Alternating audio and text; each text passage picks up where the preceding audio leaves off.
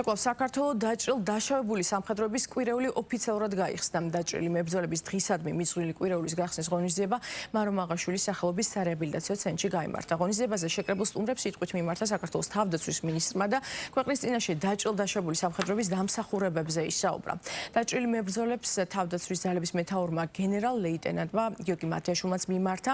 დაჭრილმა მებრძოლებმა სტუმრებისთვის სარეაბილიტაციო ცენტრის ტერიტორიაზე ველორბოლოსა და მშვილდოსნობაში საჩვენებელი შეჯიბრებაც გაამართეს.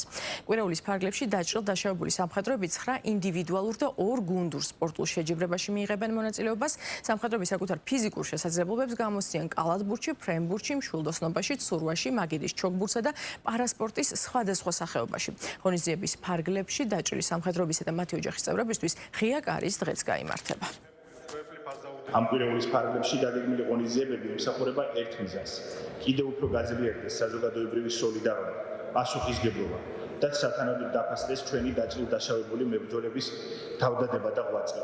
ბატონებო, თქვენი შეუპოვრობა და სულიერი სიმტკიცე იმსახურებს არა მხოლოდ მადლიერებას, არამედ ქმედით ხარდაჭერას ყველა ეტაპზე. თავდაცვის ძალების სახელით მინდა პატივისცემა გამოვხატო ყველა დაჭრილი მებრძოლის მიმართ.